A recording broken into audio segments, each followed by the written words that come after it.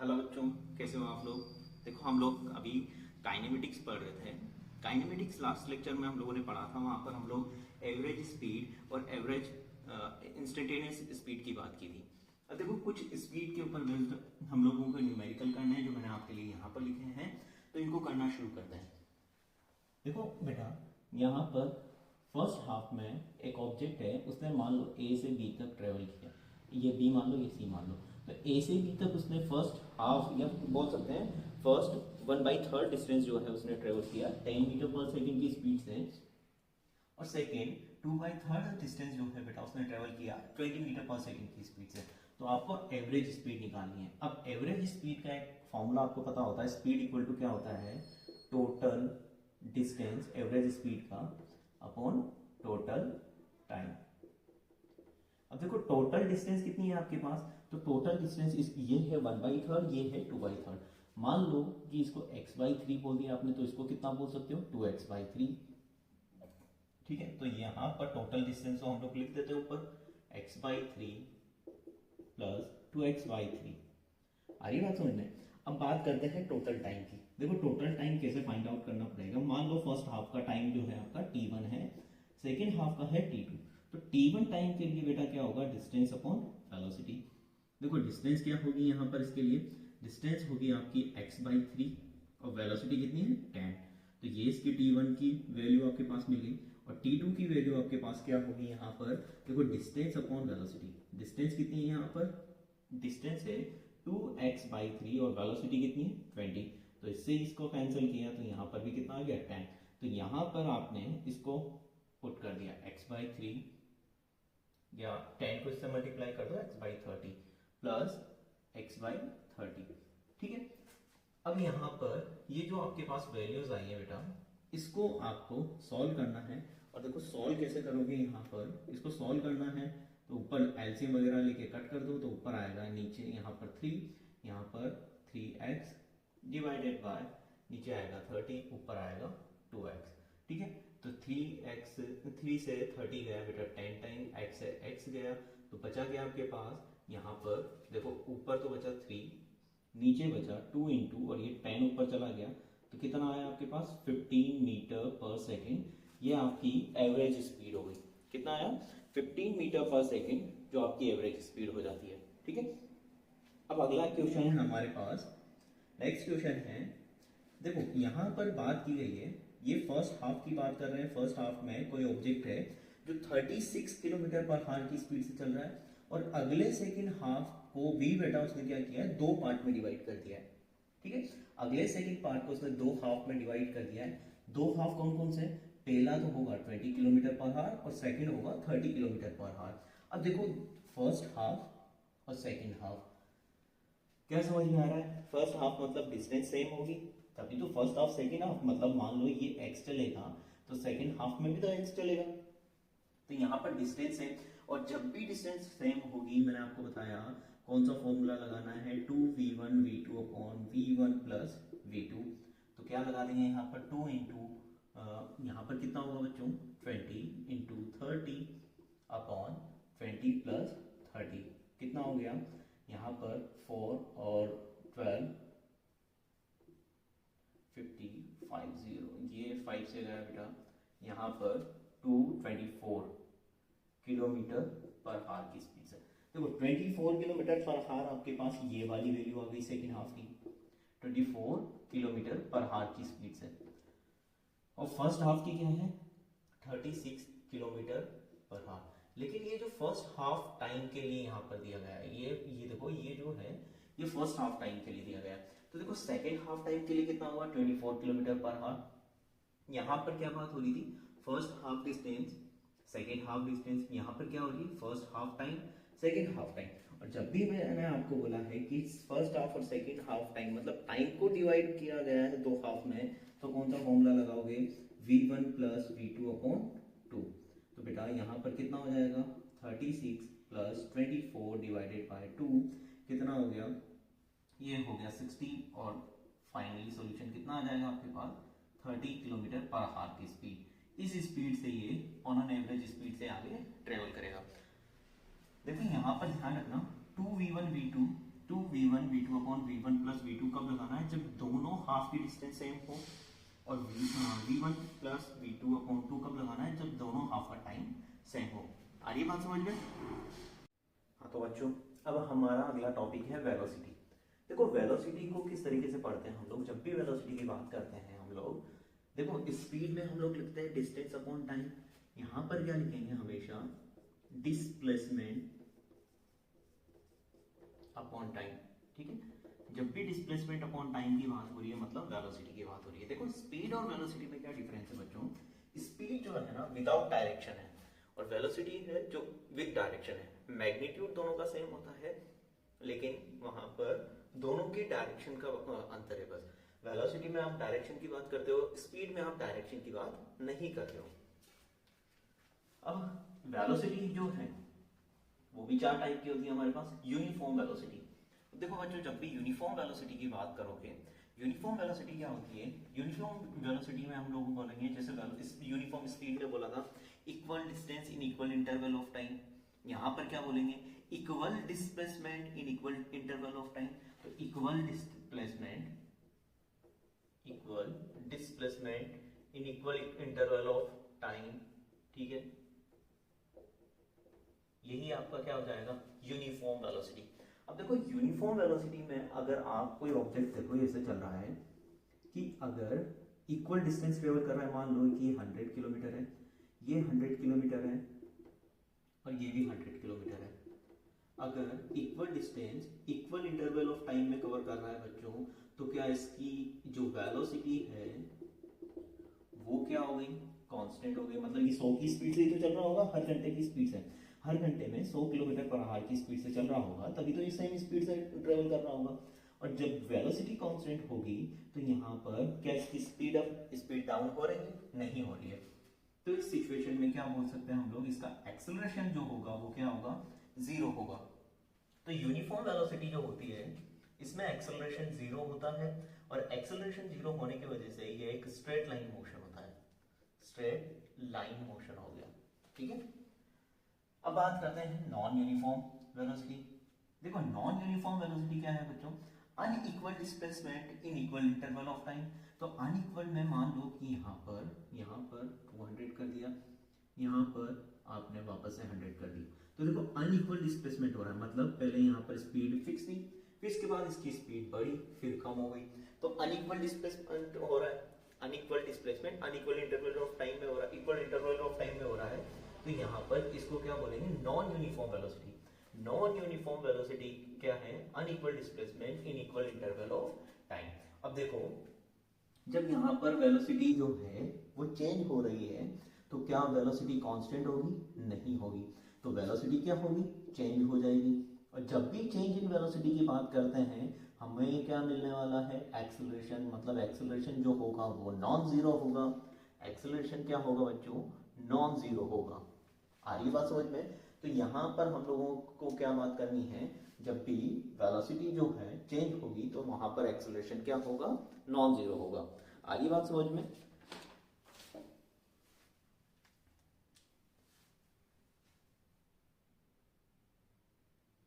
अब देखो non uniform velocity में मैग्नीट्यूड और डायरेक्शन वो भी चेंज होते हैं। ठीक है, अब बात करते हैं बेटा एवरेज वेलोसिटी की। एवरेज वेलोसिटी क्या है, वैसे ही जैसे हम लोगों ने एवरेज स्पीड को पढ़ा था, एवरेज वेलोसिटी क्या है बेटा कि total displacement upon total time, total displacement upon total time. V average की बात कर रहे हैं तो total displacement upon total time. अब देखो टोटल डिस्प्लेसमेंट मान लो कि कोई ऑब्जेक्ट है वो यहाँ r2 वेक्टर से चलना शुरू किया, फिर r1 वेक्टर पे आया और t2 टाइम, ये टाइम इंटरवल के लिए हम लोगों ने लिख दिया। ठीक है, तो इसको और कैसे लिख सकते हैं हम, डेल्टा r और डेल्टा t। देखो जब भी एवरेज की बात आएगी डेल्टा आएगा, और जब भी इंस्टेंटेनियस मतलब बहुत स्मॉल टाइम की बात होगी या बहुत स्मॉल डिस्टेंस की बात होगी तो डी लगा देना। आपने फिजिक्स में कई जगह देखा होगा, यहाँ पे डेल्टा होता है, कई जगह पे डी होता है। तो अगर मैंने इसको ऐसे लिख दिया D R by D T, तो इसका मतलब क्या हो गया बच्चों, ये बहुत स्मॉल टाइम पीरियड के लिए बात हो रही है और ये एक एवरेज टाइम पीरियड के लिए बात हो रही है। ठीक है, तो यहाँ पर total distance upon total time की बात हो रही है, तो total displacement upon total time क्या देगा आपको, एवरेज वेलोसिटी देगा। Its direction along net displacement, देखो इसकी जो डायरेक्शन होगी वो नेट डिस्प्लेसमेंट की डायरेक्शन के बराबर होगी या उसी डायरेक्शन में होगी, ठीक है। अगला है हमारा इंस्टेंटेनियस वेलोसिटी। इंस्टेंटेनियस वेलोसिटी क्या है, मैंने आपको कल भी बताया कि जैसे आप गाड़ी चला रहे हो, गाड़ी चलाते हुए इंस्टेंटेनियस वेलोसिटी आपको पता करनी है, इमेजिन करना है। तो कैसे करोगे कि सडनली आपने गाड़ी के मीटर पे देखा और गाड़ी के मीटर पे देखने पे आपकी गाड़ी की स्पीड थी 31 किलोमीटर पर आवर, तो यही उसी छोटे से टाइम पीरियड के लिए आपकी गाड़ी की स्पीड कितनी है, 31 किलोमीटर पर आवर, और यही आपकी इंस्टेंटेनियस स्पीड है। अब उससे फर्क नहीं पड़ता आप स्पीड बढ़ा रहे हो या कम कर रहे हो, ठीक है। आपने एक माइक्रो सेकंड या आधे सेकंड के लिए मीटर में देखा और सीधा देखना शुरू कर दिया, फिर मीटर में देखा, फिर सीधा देखना शुरू कर दिया, तो जो मीटर में आपने देखा वही आपके के लिए क्या है बेटा, वही आपके लिए इंस्टेंटेनियस वेलोसिटी है, वो छोटे से टाइम पीरियड के लिए। तो देखो ये जो है ये तो आपकी एवरेज वेलोसिटी है, तो वी एवरेज कैसे लिखेंगे हम लोग, वी एवरेज लिखते हैं बेटा del r by del t, del r by del t, v average हो गया। अब ये जो वी एवरेज वेलोसिटी है, अगर आपने इसमें बहुत छोटे से टाइम पीरियड की बात करनी है तो इसको कैसे लिखा जाता है, इसको लिखा जाता है limit delta t equal to zero, मतलब टाइम इतना छोटा कि जीरो के बराबर हो गया। अरे बात समझो, बहुत छोटे से टाइम पीरियड के लिए बात करेंगे तो बहुत छोटे से टाइम पीरियड में डिस्टेंस भी कितना चलेगा, बहुत छोटी, और उसके लिए टाइम भी कितना लगेगा, बहुत छोटा। बस यही आपकी इंस्टेंटेनियस स्पीड को डिनोट करने का तरीका है। जब भी लिमिट लगा के delta t equal to zero कर दिया, इसका मतलब क्या है कि बहुत छोटे से टाइम पीरियड की बात हो रही है, और यहाँ पर अगर डेल्टा है तो ये एवरेज डी है, तो बहुत छोटा, इंस्टेंटेनियस। आ रही बात समझ में। तो फिजिक्स में ये डेल्टा और डी आपको बहुत कंफ्यूज करेंगे, तो इसका ध्यान रखना। अगला हमारा न्यूमेरिकल है बेटा, मान लो कि कोई पार्टिकल है, particle moving over a circular path, ठीक है। एक पार्टिकल है आपका जो सर्कुलर पाथ पे मूव कर रहा है, एक पार्टिकल सर्कुलर पाथ पे मूव कर रहा है, तो इसको कैसे सॉल्व करना है, देखो यहाँ पर आपको क्या फाइंड आउट करनी है, एवरेज स्पीड। एवरेज स्पीड क्या होती है बेटा, एवरेज स्पीड होती है डिस्टेंस अपॉन टाइम, ठीक है, total distance upon total time, ये total distance upon total time. Magnitude of average velocity, देखो एवरेज स्पीड तो हो गई, एवरेज वेलोसिटी क्या होगी, total displacement upon total time, ठीक है। अब देखो एवरेज स्पीड आपको निकालनी है, मान लो यहाँ पर इसकी जो वेलोसिटी है वो इस डायरेक्शन में है v1, और यहाँ पर इसकी वेलोसिटी है जो इस डायरेक्शन में है v2, ठीक है। अब v1 इस डायरेक्शन में है, v2 इस डायरेक्शन में है, आपको क्या निकालना है बेटा, एवरेज स्पीड और एवरेज वेलोसिटी। तो एवरेज स्पीड के लिए क्या चाहिए, डिस्टेंस चाहिए, और एवरेज वेलोसिटी के लिए क्या चाहिए आपको, डिस्प्लेसमेंट चाहिए। तो देखो सर्कुलर मोशन की जब भी बात करते हैं, मैंने आपको बताया था कि डिस्प्लेसमेंट या डिस्टेंस कैसे फाइंड आउट करेंगे, तो डिस्टेंस निकालने का मैंने एक फॉर्मूला बताया था आपको, देखो थीटा इक्वल टू क्या होता है, आर्क अपॉन रेडियस। तो ये आर के यही तो डिस्टेंस है, आर है यही तो डिस्टेंस होती है, तो यहाँ पर क्या हो जाएगा, रेडियस इंटू थीटा, मतलब रेडियस कितनी है इसकी, थी आर, और ये जो एंगल कितना है, थीटा, तो ये इसकी डिस्टेंस हो गई। आ रही बात समझ में। डिस्प्लेसमेंट जो है इसके लिए मैंने आपको बताया था कि अगर यहां से कोई ऑब्जेक्ट चलना शुरू किया और यहाँ पर गया, तो ये इसका डिस्प्लेसमेंट क्या हो जाएगा, ये वाली लाइन, और इसको मैंने आपको सॉल्व करके बताया था ऐसे दो पार्ट में, तो r sine theta by two, r sine theta by two, तो ये क्या हो जाएगा बच्चों आपके लिए डिस्प्लेसमेंट क्या हो गया, 2r sign theta by to, 2r sign theta by to, ये आपके लिए डिस्प्लेसमेंट हो गया। आ रही है बात समझ में। अब देखो यहाँ पर आपको चाहिए टाइम, जब भी आपको टाइम निकालना होगा तो टाइम निकालने के लिए क्या करना है आपको, टोटल टाइम क्या है यहाँ पर, देखो टाइम कैसे निकालोगे आप, डिस्टेंस अपॉन टाइम, टाइम क्या होता है, distance upon time, sorry speed equal to क्या होती है, डिस्टेंस अपॉन टाइम, ठीक है। Speed equal to distance upon time, तो टाइम इक्वल टू क्या हो गया, डिस्टेंस अपॉन स्पीड, तो डिस्टेंस कितनी, आर थीटा, और स्पीड कितनी, v, तो टाइम भी आपके पास आ गया। अब देखो एवरेज स्पीड निकालनी है, एवरेज स्पीड कैसे लिखोगे, टोटल डिस्टेंस कितनी हो गई आपकी आर थीटा, टोटल टाइम कितना हो गया आर थीटा अपॉन वी, तो आर थीटा से आर थीटा गया बेटा, कितना हो गया एवरेज वेलोसिटी स्पीड वी, ये मैग्नीट्यूड की बात कर रहे हैं। और एवरेज वेलोसिटी का मैग्नीट्यूड निकालना है, तो एवरेज वेलोसिटी का मैग्नीट्यूड निकालना है। अब वेलोसिटी क्या होती है, टोटल डिस्प्लेसमेंट मतलब 2r sin theta by 2r sin theta by 2, और टाइम कितना लगेगा यहाँ पर, देखो इसके लिए जो टाइम होगा, इसके लिए जो टाइम होगा आपके पास वो कितना होगा यहाँ पर r थीटा बाई वी, तो r थीटा बाई वी आप यहाँ पर इसमें पुट करोगे r थीटा बाई वी, तो कितना आ जाएगा, r से आ गया कितना हो गया, ये 2 को नीचे लेके आओगे तो ये हो जाएगा v sin theta by 2 upon theta by 2।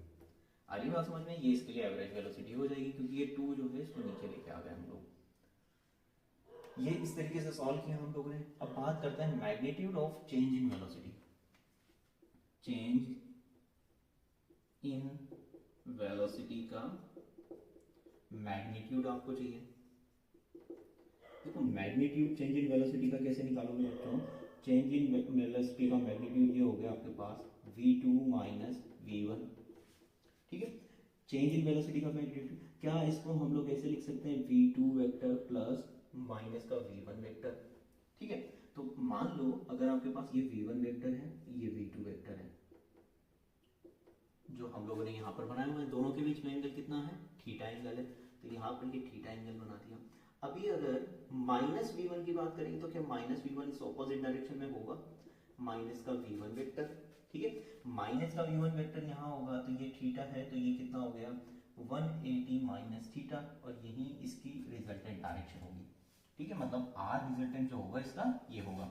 अब देखो इसको कैसे निकालेंगे, इसको निकालने का तरीका हम लोगों को पता है, रिजल्टेंट जो निकालना है वो कैसे निकालेंगे, v1 का स्क्वायर प्लस v2 का square plus 2v1 v2 cos theta, ठीक है। v1 का स्क्वायर प्लस v2 का square 2v1 v2 cos theta. आ रही है बात समझ में।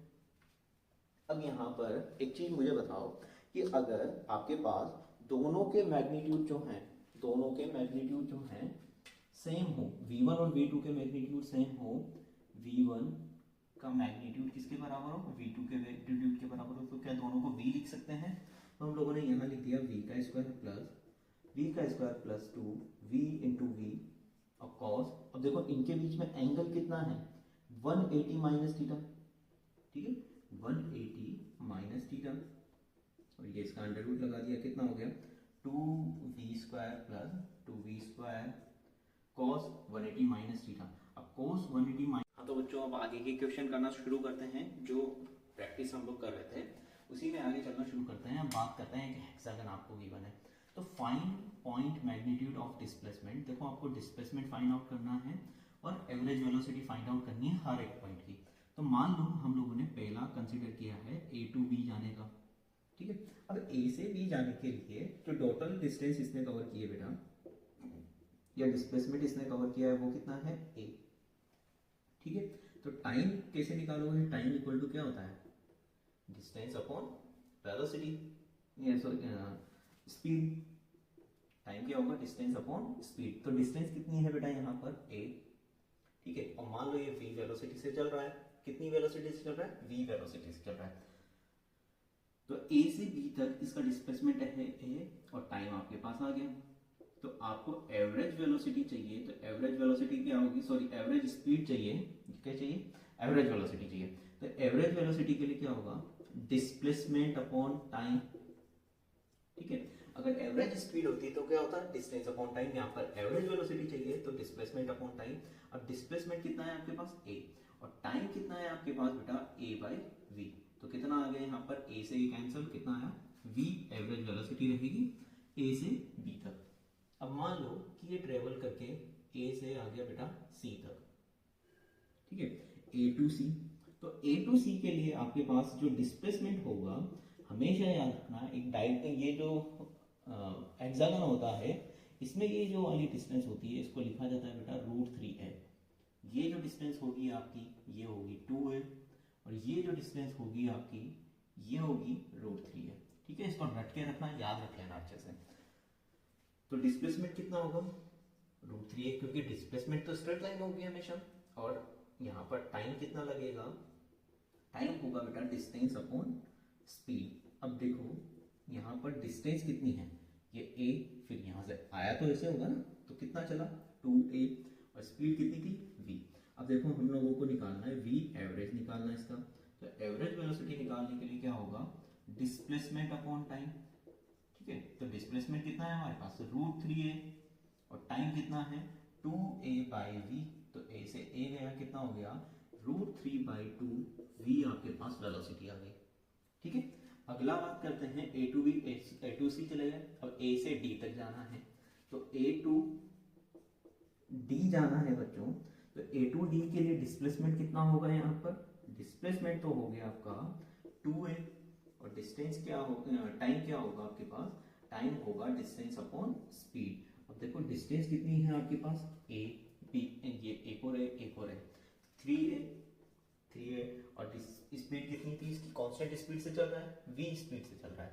ठीक है, यहाँ पर लिख दो कांस्टेंट स्पीड v से ये चल रहा है, हर जगह कांस्टेंट स्पीड v से चल रहा है। तो इसका एवरेज वेलोसिटी क्या आएगी बच्चों, डिस्प्लेसमेंट अपॉन टाइम, डिस्प्लेसमेंट कितना 2a, और टाइम कितना आ गया 3a/v। तो यहाँ पर इससे कैंसिल होगा, कितना आ जाएगा 2v/3 आपके पास आ गया। ठीक है, अब बात करते हैं a to e की, तो a से चलता हुआ ऐसे घूमता हुआ यहाँ तक e तक आया, यहाँ पर पहुंच चुका है, कितना चला बेटा a 4 है। ठीक है, तो टाइम कैसे निकालोगे, डिस्टेंस अपॉन स्पीड, कितना 4a अपॉन v, और इसका डिस्प्लेसमेंट कितना हो गया, डिस्प्लेसमेंट हो गया √3 है, यहाँ पर लिखा हुआ है। तो यहाँ पर इसका एवरेज वेलोसिटी क्या होगी, देखो एवरेज वेलोसिटी क्या होगी, डिस्प्लेसमेंट अपॉन टाइम। डिस्प्लेसमेंट कितना है इसका √3 है, और टाइम कितना लग रहा है यहाँ पर 4a/v। तो v एवरेज कितना हो गया बच्चों, v एवरेज हो गया a से a गया √3v/4। ठीक है, a to f की बात करेंगे, तो a to f के लिए तो डिस्प्लेसमेंट यहाँ से यहाँ तक आया, तो देखो डिस्प्लेसमेंट तो ये हो गया आपका, तो डिस्प्लेसमेंट तो कितना हो गया a हो गया, और टाइम निकालना है तो घूम के कहाँ से आया, इधर से चल के आया, तो कितना चला a 2a 3a 4a 5 है। तो टाइम क्या होगा 5a/v, टाइम कितना होगा 5a/v। और v एवरेज कैसे निकालोगे बच्चों, total displacement upon total time. तो यहाँ पर a से कैंसिल, कितना हो गया v/5। इस तरीके से इस तरीके के न्यूमेरिकल को आपको सॉल्व करना है। ठीक है, अगला है अ बर्ड, एक बर्ड जो है वो 20 मीटर पर सेकंड की स्पीड से जा रही है बेटा, फॉर 15 सेकंड तक वो चली, किस डायरेक्शन में, नॉर्थ की डायरेक्शन में। तो हम लोग यहाँ पर इसको बना लेते हैं। देखो ये ईस्ट हो गया आपका, ये वेस्ट हो गया, ये नॉर्थ हो गया, और ये साउथ हो गया। यहाँ से चलना शुरू करिए, कहाँ जा रही है बच्चों, ये जा रही है नॉर्थ की डायरेक्शन में, किस स्पीड से 20 मीटर पर सेकंड की स्पीड से, कितने टाइम तक, 15 सेकंड तक। तो बेटा यहाँ से यहाँ कहीं इस पॉइंट पे पहुंची होगी, मान लो ये ए पॉइंट पे पहुंच गई, चलना कहाँ से शुरू किया इसने, ओ से। तो ओ टू ए टोटल डिस्टेंस कितनी होगी, देखो एवरेज टोटल डिस्टेंस पूछा हुआ है, टोटल पूरी जर्नी की डिस्टेंस पूछी हुई है, तो जाने की डिस्टेंस कितनी होगी इसकी, पहले वो कैलकुलेट कर लेते हैं। तो देखो डिस्टेंस कैसे कैलकुलेट करोगे आप, डिस्टेंस इक्वल टू क्या होता है, स्पीड इनटू टाइम। तो स्पीड कितना है बच्चों आपके पास, स्पीड है आपके पास 20, और टाइम कितना है 15, तो जाने की डिस्टेंस कितनी हो गई 300 मीटर। ठीक है, 300 मीटर या 300 मीटर, ये गया A2 है। अब ये बेटा यहाँ से देन 24 मीटर पर सेकेंड 10 सेकेंड साउथ, अब वापस से साउथ की तरफ जाना चाह रहा है इस साइड में। ठीक है, तो ए से ओ की तरफ जा रहा है, या फिर मान लो कहीं रैंडम बी पॉइंट पे पहुंचता है, तो ए टू बी की डिस्टेंस कितनी हो गई, डिस्टेंस कैसे निकालोगे आप, स्पीड इनटू टाइम। स्पीड कितनी है बच्चों 24 की स्पीड से वापस आया, और कितने सेकंड तक 10 सेकंड, तो कितना चला 240 मीटर। देखो गया कितना था 300 मीटर, आया कितना 240 मीटर। तो आया यहाँ पर कहीं पे अटक गया होगा, ये पूरा 300 होगा, आया कितना 240, तो कितना बचा 60 मीटर बचा यहाँ पर। ठीक है, अब देखो टोटल डिस्टेंस अगर आपसे पूछा जाए तो टोटल डिस्टेंस कितना चला ये, कितना चला ये 540 मीटर, 300 प्लस 240 तो कितना हो गया 540 मीटर। अब बात करते हैं एवरेज स्पीड की। एवरेज स्पीड क्या होगी बेटा इसकी, total distance upon total time. देखो टोटल डिस्टेंस कितनी है इसकी 540 और टाइम कितना लगा इसको, देखो 5 सेकंड का यहाँ पे होल्ड भी लिया है तो टाइम ये भी इंक्लूड होगा, तो 15 5 20 और 10 30 कितना हो गया, इससे ये कैंसिल, यहाँ पे 124 में कितना 8 टाइम्स 18 मीटर पर सेकंड, ये इसकी एवरेज स्पीड हो गई। अब बेटा बात करते हैं डिस्प्लेसमेंट की। तो देखो डिस्प्लेसमेंट कितना हुआ, यहाँ से ये गया 300 आया 240, बचा कितना 60, तो डिस्प्लेसमेंट कितना हो गया, डिस्प्लेसमेंट हो गया 60। और इसकी डायरेक्शन आपसे पूछी जाए तो कहाँ है, डाउनवर्ड, मतलब लेकिन डायरेक्शन डाउनवर्ड है, लेकिन एक चीज ध्यान रखना, ये देखो ईस्ट से कहाँ की तरफ है, नॉर्थ की तरफ। तो नॉर्थ पे ये जो डायरेक्शन होती है इसको क्या लिखते हैं, इसको आई केप लिखते हैं, इसको माइनस आई केप। बर्ड कहीं पे यहाँ पर, मान लो इस जगह पे यहाँ पर है, ये जे केप, ये माइनस जे केप, तो जे केप की डायरेक्शन आपको यहाँ लिखनी पड़ेगी, ठीक है। अब बात करते हैं एवरेज वेलोसिटी। तो देखो इधर लिख देता हूँ एवरेज वेलोसिटी। तो देखो एवरेज वेलोसिटी क्या होगी, total displacement upon total time, total displacement upon total time कितना हो गया 2 मीटर